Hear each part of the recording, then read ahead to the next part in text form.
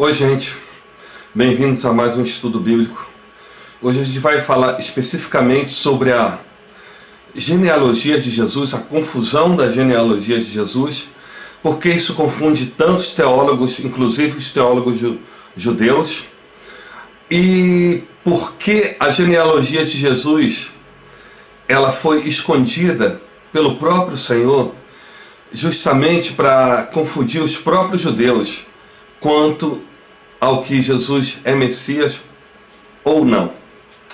A gente vai se concentrar justamente em Maria, porque é por causa de Maria que Jesus nasceu sem pecado, tá? Existe a explicação, não é religiosa nem teológica, a explicação é científica e biológica. E a gente vai entrar nesse detalhe agora, vocês vão compreender muito bem e vocês vão entender o mistério de que muitos teólogos não conseguem desvendar, porque essa confusão da genealogia de Jesus, tá? Então, para a gente entender essa confusão dessa genealogia de Jesus, a gente vai trazer aqui um depoimento desse rapaz aqui, tá? A pergunta de hoje é: por que as genealogias de Mateus e de Lucas são diferentes? A gente vai responder isso, claro, de olho no texto. Você provavelmente já leu alguma genealogia nos seus momentos devocionais. Você talvez pule algumas genealogias de vez em quando. Apesar de ter algumas pessoas que gostam de estudar genealogias, não sei quem, mas deve ter, genealogias costumam ser um tanto desprezadas. A não ser quando elas viram argumento para ateu reclamar da escritura. Uma das mais famosas genealogias bíblicas, com certeza, é a de Jesus, conforme descrita nos evangelhos de Mateus e de Lucas. Genealogias nunca aparecem de graça, e no caso de Jesus, elas aparecem justamente como uma tentativa de mostrar que ele é o Messias. Essas duas narrativas têm justamente esse ponto em comum. Os dois evangelistas querem demonstrar que Jesus é da descendência de Davi. Mas onde é que começa o problema? Começa com o pai de José, o avô de Jesus. Aparecem nomes diferentes para o pai de José em Mateus e em Lucas. Se você olhar com cuidado, você vai perceber que em Mateus 1,16 o pai de José é chamado de Jacó. Acontece que em Lucas 3,23 o pai de José é chamado Eli. E se você olhar o resto do texto, você vai ver que as genealogias seguem caminhos consideravelmente diferentes.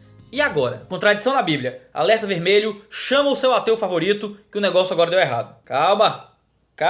Você deve imaginar que é pouco provável que ninguém tenha percebido isso antes e que ninguém tenha dado boas explicações para isso. E obviamente deram. Existem pelo menos 3 boas explicações de possibilidades para mostrar que isso não é realmente uma contradição e explicar por que Mateus e Lucas trazem genealogias diferentes para a pessoa de Jesus. A primeira hipótese que dão para isso é que uma genealogia seria de José e a outra genealogia seria de Maria. Lucas estaria descrevendo a genealogia de Maria, enquanto Mateus estaria descrevendo a genealogia de José. Essa proposta foi apresentada pela primeira vez por um cabra chamado João Ânio de Viterbo, um historiador escolástico do século XV, e ele queria mostrar a ideia de que o nascimento de Jesus estava sendo exposto por duas perspectivas distintas, e que Mateus contava a perspectiva do pai, enquanto Lucas a perspectiva da mãe. Quem defende essa posição busca parâmetros teológicos num caso onde o profeta Jeremias repreendeu a descendência de Salomão, representada na profecia por Jeoaquim e Jeconias, para dizer que nenhum de seus descendentes prosperaria ou sentaria no trono de Davi ou governaria Judá, e seguiria por uma ascendência legal através de Maria. Nisso, a ideia é que Mateus estaria registrando a genealogia a partir da linhagem de Salomão, que era filho de Davi com Batseba, e Lucas estaria seguindo a linhagem de outro filho de Davi,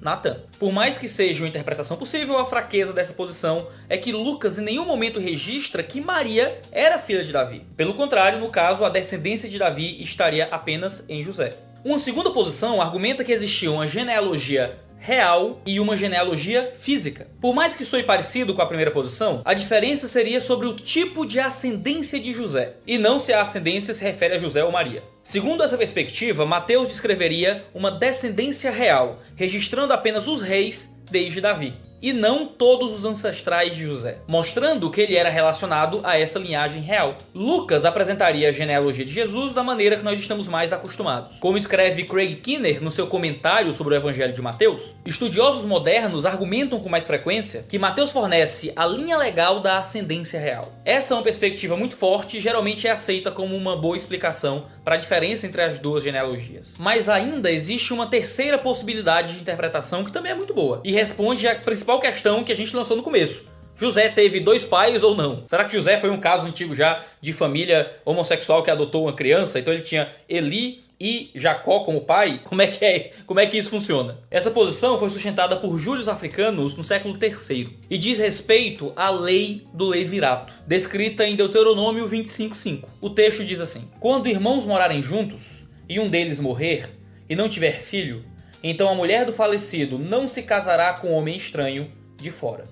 Seu cunhado estará com ela e a receberá por mulher e fará a obrigação de cunhado para com ela. Ou seja, a lei de Moisés estabelece que se um marido morresse sem deixar filhos, o irmão deste homem que morreu, o cunhado da moça viúva, deveria se casar com a viúva e então deixar também herdeiros ao falecido. Então a gente pode muito bem inferir que Eli, o pai de José, de acordo com a genealogia de Lucas, e Jacó, o pai de José, segundo a genealogia de Mateus, eram irmãos ou meio-irmãos. Quando um deles morreu, o outro casou com a viúva e então gerou José. E isso deixaria José realmente com 2 pais, um pai natural e um pai legal. O pai natural, aquele que realmente coabitou com a mãe de José para que José nascesse, o pai que casou com a mulher depois que o marido morreu, e o pai legal, que foi o falecido que recebeu descendência através do seu irmão. Não dá para saber, a partir dos textos bíblicos, quem era o pai natural e quem era o pai legal de José, mas essa posição explica com muita clareza e facilidade como é que um personagem bíblico poderia ter pais com nomes diferentes em uma narrativa que se propõe uma genealogia. A lei do levirato era muito comum e se aplicava de forma muito massiva naqueles dias. Essa posição é preferível justamente porque os outros autores bíblicos não ficam tentando forçar em Maria uma ascendência em Davi, tentando criar uma genealogia onde ela possa aparecer como descendência também do rei Davi, assim como José o era.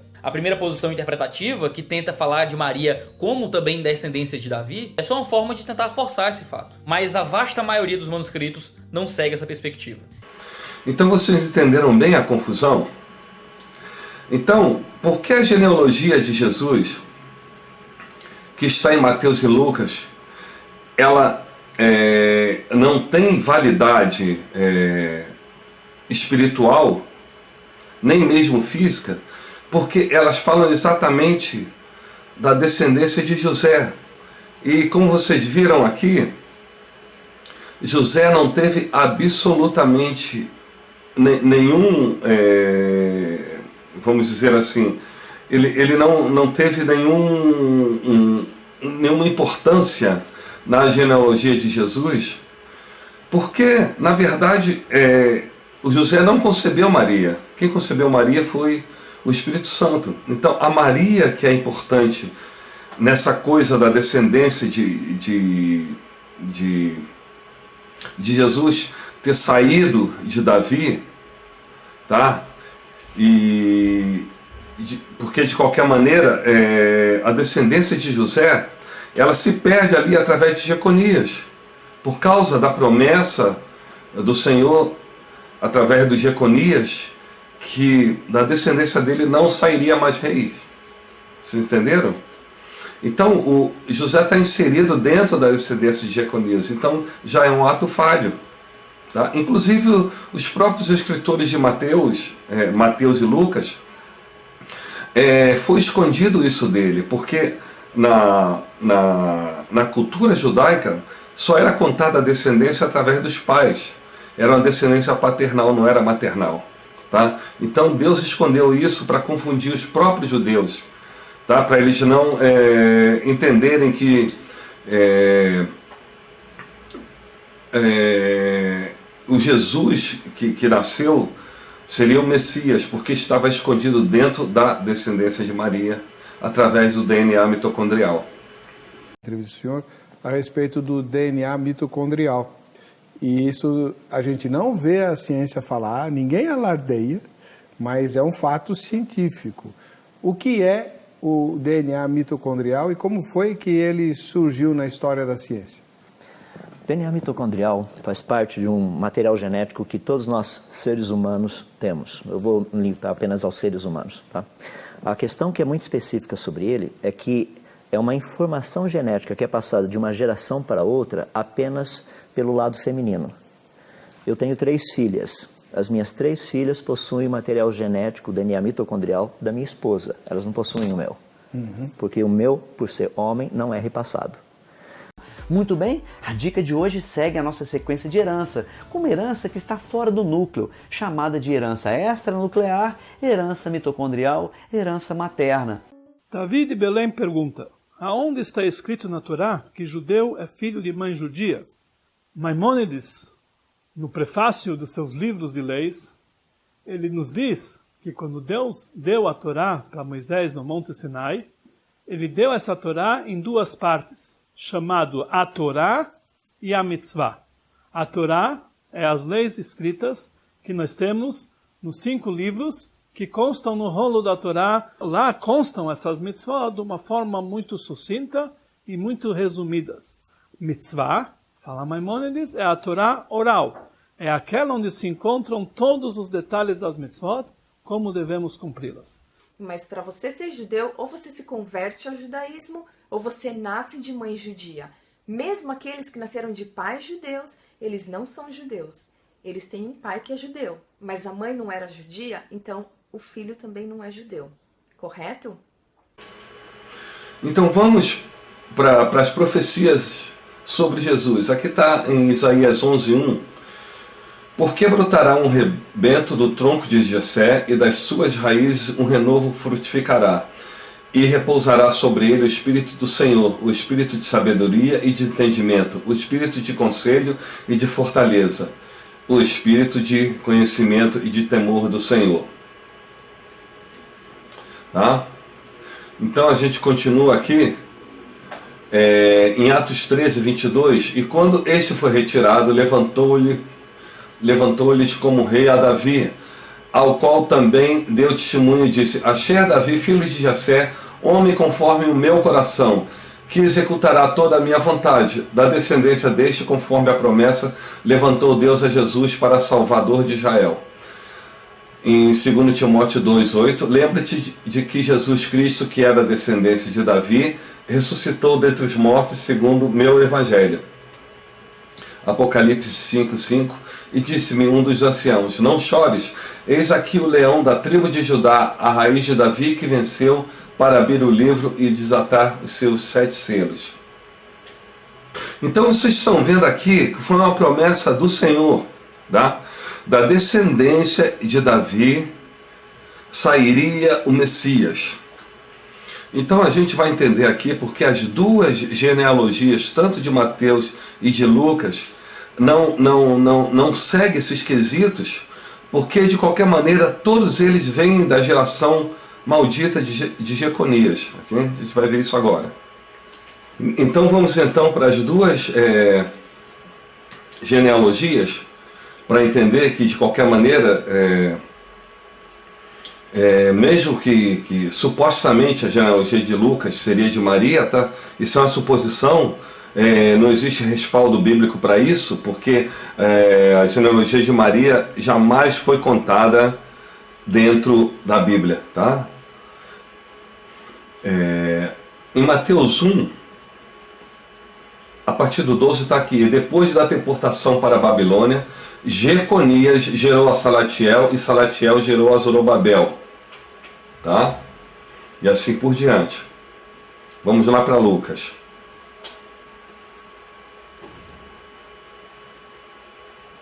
Lucas 3, e aqui no 27. E Jodá de Jonã, e Jonã de Ressá de Zorobabel, e Zorobabel de Salatiel, e Salatiel de Neri. Então vocês viram aqui, mesmo que as duas genealogias de Jesus, tanto de Mateus quanto de Lucas, são genealogias distintas, dessa confusão toda, de qualquer maneira elas vão dar lá em Salatiel e Zorobabel, que são da descendência de Jeconias, a descendência maldita, que o próprio Deus falou que daquela geração não sairia rei, tá? Então esquece essas duas genealogias, que elas não servem para esse intuito de entender se por acaso Jesus teria que vir da descendência de Davi, tá?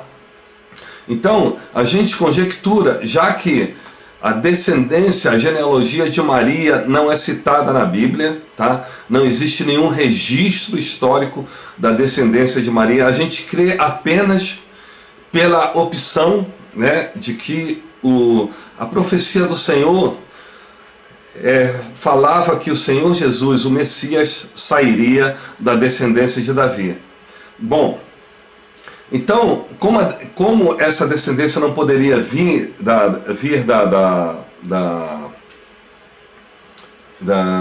de Salomão, né? Nem de Salomão, nem de Natã, que são onde as genealogias se dividem ali em Mateus e Lucas, a gente tem que entender que Davi teve várias mulheres. Então é um verdadeiro mistério a gente entender essa coisa da genealogia, mas é simples entender porque o importante ali é Maria, não José. Tá? Então, a gente pode entender que através da genealogia de Maria, que ela está sob segredo divino, porque Deus não quis revelar a descendência, a genealogia de Maria, a gente subentende, a gente conjectura que a Maria vem da linhagem de Davi, embora a Maria seja prima de Isabel, tá? Como diz ali em Lucas, e Isabel era da tribo de Levi. A gente conjectura de que a Maria, mesmo sendo prima de Isabel, era da tribo de Judá, da descendência do rei Davi, tá? E que ela preservou o DNA mitocondrial puro, tá? Porque ela veio de ventre de mãe judia, tá? E como a gente pode entender, vieram algumas mulheres que são conotadas na Bíblia, que Jesus descende delas, mas na verdade, quando a gente tem esse tipo de entendimento de que a descendência, a genealogia de Maria não é contada na Bíblia, a gente pode descartar essa possibilidade dessas mulheres, que não são judias, são gentias, terem originado, então, a descendência de sangue do Senhor Jesus. Tá? É uma confusão, é complicado para a gente entender, tá? Mas é assim, dessa maneira, que a gente precisa entender. Por quê? Porque Jesus teria que nascer do DNA mitocondrial puro de uma mulher judia, porque ele não poderia nascer contaminado, tá? O cordeiro deveria ser sem mancha. E se por acaso Maria fosse contaminada com o DNA nuclear de José, Jesus não seria o cordeiro perfeito e imaculado para se sacrificar por nós. Vocês entenderam? Porque Deus escondeu tudo isso e só foi revelado agora para nós. Eu sei que é complicado de entender, mas se vocês estudarem bem certinho tudo o que eu falei, tá? Todas as exposições bíblicas que eu mostrei para vocês, até as exposições científicas, biológicas, vocês vão entender porque era importante Jesus ter uma descendência apenas de Maria biologicamente, porque ele tinha que ser o cordeiro puro e imaculado, e que as duas genealogias que estão em Mateus e Lucas não tem nada a ver com Maria. Espero que vocês tenham gostado desse estudo e até o próximo estudo, se Deus quiser.